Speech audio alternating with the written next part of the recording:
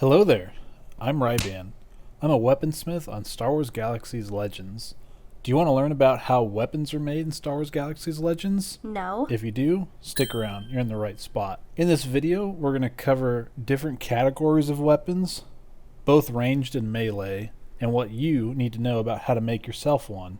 Here's what we'll cover. 1. The first category is melee weapons. There's various melee weapons in Star Wars Galaxies Legends. Some of them consist of unarmed, one-handed, two-handed, pole arms, and lightsabers. The next category is ranged weapons. These ranged weapons consist primarily of pistols, carbines, rifles, and heavy weapons. There's a third category that's not covered in this video, but it consists of grenades, mines, and traps. So first things first, how to make a weapon. First of all, be or find a munitions trader, like myself. If you need to find a munitions trader or weaponsmith, this is a great time to install and run SWG Legends Discord. So how do we make a weapon? Gotta have resources. As you know, on Star Wars Galaxies, many resources spawn all the time. Without resources, you can't make good weapons, period. However, in this video, resources aren't necessarily a huge priority. We just want to look at how to make a weapon. So, be in a crafting city, as you see here. Player cities come in various shapes, sizes, and types. Have a weapon crafting station, preferably a functionality rating of 45.0. For this video, we're going to make a ranged weapon core.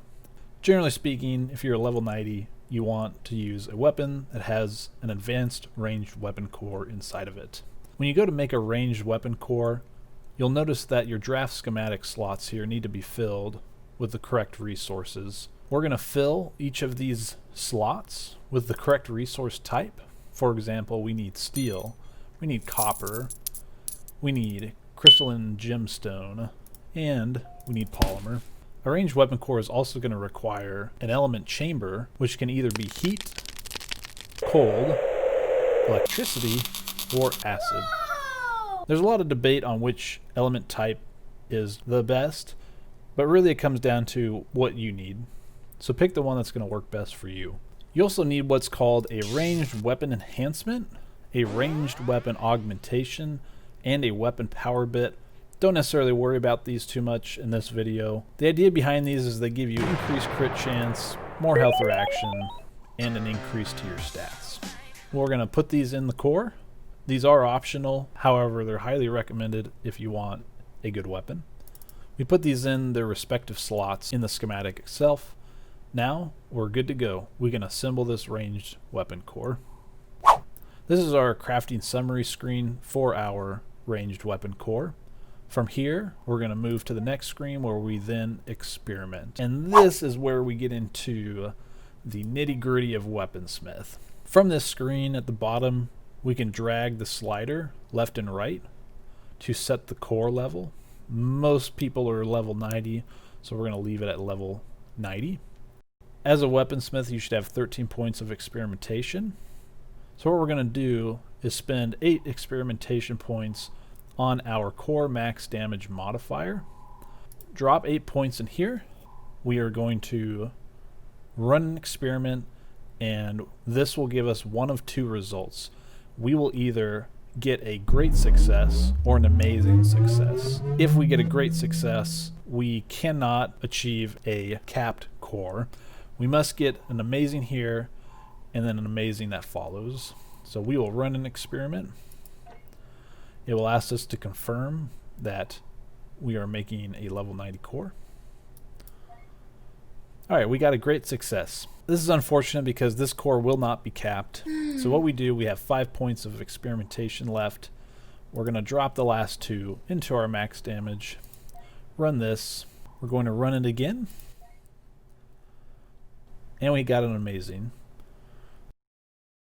We will create the prototype item. This core is now ready to be placed into a weapon. For this video, I'm going to make an alliance disruptor. do the same thing that we did with the core. We will put in our resources into the slots. Alright, we've put in our resources, our subcomponents. Now we can take this core that we made and put it in to the final slot. Again, this is the crafting summary. We're going to move now again to experiment on the weapon. So we are going to drop 8 points into our max damage modifier. Again, here we're looking for an amazing. Great, we got an amazing. We're going to go ahead and drop the last point into our max line. That way it'll bring it up to 100%. And then we are going to spend the last 4 points in our min damage modifier line. So we drop all 4 points in there. We're going to run the experiment. Bam! Alright, we got 2 amazings in a row. That is a capped skin, but unfortunately, because our weapon core was not capped, this weapon's DPS is lower than its true cap. We are done experimenting, so we're going to create this item. We can name it, create it. This weapon will pop out in my inventory, and then it can be equipped after being biolinked. Weapon crafting takes lots of time and patience. Luckily, if you don't want to become a weaponsmith, you can always find weaponsmiths on Star Wars Galaxies Legends who can make weapons for you. At the end of the day, we try to make the best weapons possible, but we must play within the constraints of the game's design. We want every weapon to be perfect. As you saw, this pistol did not come out perfectly, but that's okay. If weapons came out perfectly every time, it would make the game stale. That's pretty much it. Thanks for sticking around. See you in the next video. In the meantime, you can subscribe to my YouTube channel by clicking in the links down below and follow me on Twitch. Sometimes I'll go live and I'll show you how to do it live.